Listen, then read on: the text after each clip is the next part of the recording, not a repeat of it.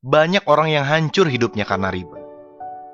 Jadi kita ini seringkali nggak yakin bahwa Allah itu maha pemberi rezeki. Dan inilah penyebab utama mengapa manusia terlibat dengan riba. Alasannya biasanya sederhana aja. Kalau nggak nyicil, dari mana lagi saya bisa beli rumah? Padahal sudah jelas bahwa riba ini pasti akan menjadi masalah hidup kita. Betapa banyak orang yang hidupnya hancur karena riba. Ya leasing lah, rentenir lah, pinjem bank lah, dan sebagainya. Lucunya, menyelesaikan masalahnya pun sama kembali dengan riba. Akhirnya, masalahnya meluas dan membesar, dan dampak terbesarnya biasanya siapa coba? Keluarga kita. Kan kasihan kan? Keluarga itulah yang akan pertama kali menjadi susah karena dampak riba yang kita lakukan. Nauzubillah min dzalik. Allah itu menguji kita dengan kesulitan, misalnya kesulitan ekonomi, karena Allah ingin melihat respon kita terhadap ujian tersebut. Allah ingin melihat apakah kita akan mengikuti petunjuk yang Allah ridhoi atau mengambil jalan pintas sesuatu yang Allah benci. Coba bayangin, andai saja kita sabar dan hanya bertindak sesuai dengan apa yang Allah ridhoi, yakinlah ujian kita itu akan lulus dan mendapatkan hadiah berupa solusi untuk terurainya masalah hidup kita. Tapi sayangnya nih, kebanyakan manusia selalu kembali memilih jalan yang Allah benci. Hingga akhirnya apa coba?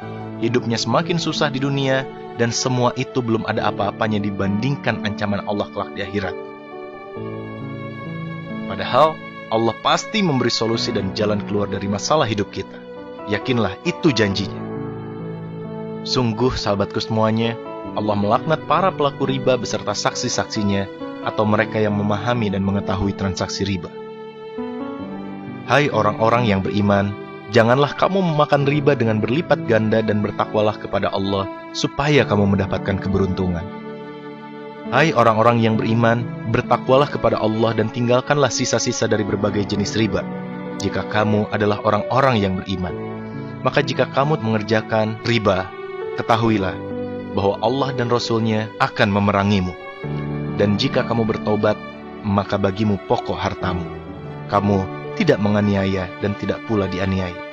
Tuh coba bayangin teman-teman, Allah dan Rasul-Nya akan memerangimu. Ini bayangin nih, kelak besok lusa di akhirat kita melihat Nabi Muhammad SAW, kita ingin memeluk Rasulullah, kita ingin mencium tangannya, kita mencintai dan merindukannya, tapi tiba-tiba Rasulullah mengangkat pedangnya dan berkata, engkaukah yang selama ini menantang berperang dengan Allah dan denganku? Nauzubillah min dzalik. Jabir berkata bahwa Rasulullah SAW mengutuk orang yang menerima riba, orang yang membayarnya, orang yang mencatatnya, dan 2 orang saksinya. Kemudian beliau bersabda, mereka itu semuanya sama. Mari kita berbenah diri, jauhkan diri dan anak-anak kita dari riba, sebelum hancur hidup kita. Bayangkan kita beli rumah, beli mobil, ada uang riba di dalamnya. Kita sholat, kita beribadah, kita bekerja, menggunakan fasilitas itu, sedangkan Allah tidak ridho akan fasilitas itu. Kira-kira gimana ibadah kita? Nauzubillahi min dzalik. So, yakinlah bahwa Allah adalah sebaik-baik penolong. Rezeki akan Allah datangkan dari tempat yang tidak pernah kita duga.